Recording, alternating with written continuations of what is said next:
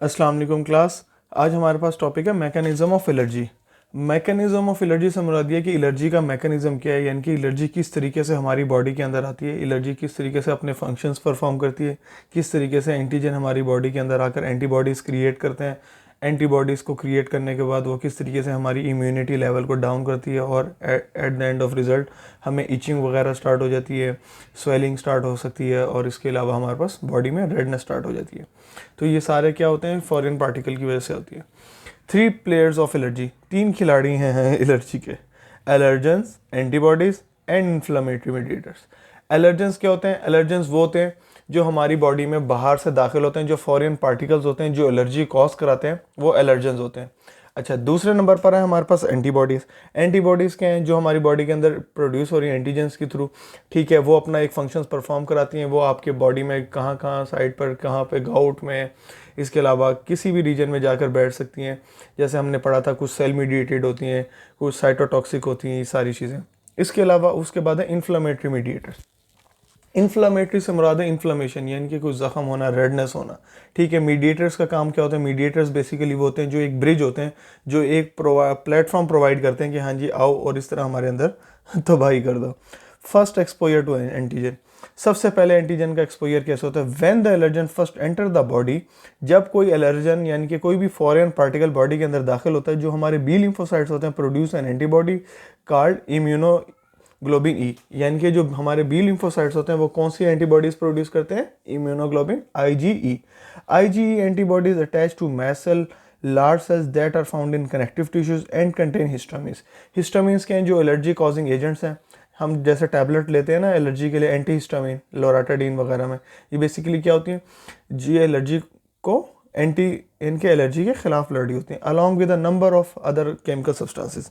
और इसके साथ इनके अंदर बहुत सारे और भी केमिकल सब्सटेंसेस होते हैं जो ये फंक्शन परफॉर्म कर होते हैं। बेसिकली बी लिम्फोसाइट्स होती हैं, एंटीबॉडीज़ प्रोड्यूस कर होती हैं, उसको हम कहते हैं इम्यूनोग्लोबिन आईजी। हमारी जब इम्यूनिटी बिल्कुल वीक हो जाती है, जब इम्यूनिटी के वीक होने की वजह से बेसिकली बॉडी में क्या हो रहा होता है? एलर्जी का इंट्रोडक्शन हो रहा होता है। अच्छा, नेक्स्ट हमारे पास है रोल ऑफ इम्यून सिस्टम, यानी कि हमारे इम्यून सिस्टम का क्या रोल है? Second exposure to antigen. देखें, जब फर्स्ट एंटीजन एक्सपोजर होती है तो एंटीबॉडीज़ प्रोड्यूस करती है, बट अभी बॉडी हमारी जो है रेजिस्ट कर जाती है, उसके खिलाफ लड़ने की ताकत रखती है, यानी कि हमारी जो इम्यूनिटी है वो बूस्ट अप करती है अपने आप को, कोशिश करती है कि जो फॉरेन पार्टिकल बाहर से दाखिल है उसके खिलाफ काम ना हो सके। बट फॉरेन पार्टिकल की कुछ एंटीबॉडीज़ होती हैं जो हमारी बॉडी में रह जाती हैं। The second time any given allergy enters the body, it becomes attached to a newly formed Y-shaped IgE antibody। तो क्या होता है? इसके बाद पहले E-shaped होते हैं, उसके बाद Y-shaped एंटीबॉडीज प्रोड्यूस हो जाती हैं। These antibodies in turn stimulate the mast cell to discharge histamine.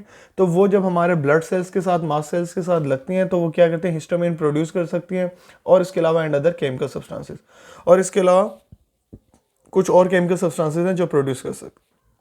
जब इसका इफेक्ट आएगा तो क्या होगा? Mast cell will burst up, mast cells जो होंगे वो तबाह हो जाएंगे, क्योंकि वो अपना फंक्शन परफॉर्म करते करते ये, क्योंकि वो हमारी सर्कुलेशन में भी प्रेजेंट है, हर जगह प्रेजेंट है, वो अपना फंक्शन परफॉर्म कर रहे हैं, इम्यूनिटी प्रोवाइड कर रहे हैं बॉडी को, बट एट सर्टेन टाइम उनकी इम्यूनिटी या उनका जो लेवल अप है वो इंक्रीज हो जाएगा और वो ब्रस्ट हो जाएंगे। जो हमारे न्यूरोट्रांसमीटर्स हैं, जिन्होंने हमारे नर्व्स की ट्रांसमिशन करनी, हमारे मैसेजेस को एक जगह से दूसरी जगह पहुंचाना है, present in the mast cell, जो हमारे मास सेल्स में प्रेजेंट है, विल एंटर इन सर्कुलेशन। तो वो क्या होंगे? वो हमारी सर्कुलेशन के अंदर दाखिल हो जाएंगे एंड कॉज एलर्जी, और इसकी वजह से हमें क्या फेस करना पड़ सकता है? हमें एलर्जी फेस करनी पड़ सकती है। इसके अलावा हमारे पास नेक्स्ट है इन्फ्लामेटरी मीडिएटर्स। कौन कौन से इन्फ्लामेटरी मीडिएटर्स हैं? Histamine, bradykinins, prostaglandins, interleukin 1, interleukin 2, thromboxane, and last number पर 7 नंबर पर है ल्यूकोट्राइन्स। ठीक है, बेसिकली रोल ऑफ मीडिएटर्स, यानी कि जो एक ब्रिज है, जो एक प्लेटफॉर्म है, जो हमारे पास एक जगह से दूसरी जगह ट्रांसफ़र के लिए काम आ रहा होता है, उसको मीडिएटर कहते हैं। रोल ऑफ मीडिएटर में बता रहा है कि सबसे पहले उसने क्या किया? डायग्नोसिस ऑफ एलर्जी, सबसे पहले हिस्ट्री डायग्नोज हुई है। अच्छा, इसमें हमारे पास मेडिकल केस हिस्ट्री के, medical case history is the backbone of medical diagnosis. जब भी हमने कोई भी डिजीज़ को डायग्नोस करना होता है तो हम सबसे पहले उसकी हिस्ट्री लेते हैं कि भाई कोई भी आपकी बॉडी में अगर डिजीज़ है, या अगर आपको एंटीबायोटिक की ज़रूरत पड़ रही है या आपकी बॉडी के अंदर इन्फेक्शन है, तो उसके लिए हमें सबसे पहले ये देखना होता है कि अगर किसी को कोई कहता है ना मुझे नज़ला ज़ुकाम है, तो भाई वो नज़ला ज़ुकाम 1 दिन का है, 2 दिन का है। अगर वो 1 दिन या 2 दिन से ज़्यादा का है, उसकी हिस्ट्री बन रही है, तो वो किस में आ जाएगा, वो मेडिकल डायग्नोसिस में आ जाएगा। यानी कि medical case history is the backbone of medical diagnosis. यानी कि जब भी आपने किसी की डायग्नोस करनी है, मेडिकली डायग्नोस करना है, तो आपको सबसे पहले उसकी हिस्ट्री चाहिए। यही इसकी बैकबोन है, यानी कि ये इसकी रीढ़ की हड्डी है। In allergy the medical case history can be concluded by following. ठीक है, बट जब हम एलर्जी के केस में आते हैं तो उसमें थोड़ी सी हमारी डायग्नोसिस डिफरेंट हो जाती है। जनरल एग्जामिनेशन है, जैसे एज है, सेक्स है, type of environment where he live occupation, any allergy symptom. यानी कि उसकी उम्र क्या है, वो मेल है या फीमेल है, किस तरह के वो इन्वायरमेंट में रह रहा है, कहाँ वो काम कर रहा है, कहाँ वो रह रहा है, ऑक्यूपेशन क्या, उसका ओहदा क्या है, कहाँ पे वो वर्किंग करता है, या उसके अलावा उसके अंदर कौन से एलर्जी के सिम्टम्स नज़र आ रहे हैं। जो वाइटल साइंस है, vital science some scientific tools are applied to prove the disease.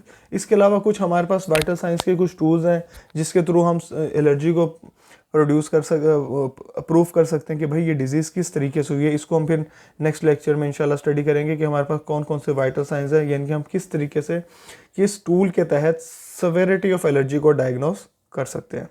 Thank you.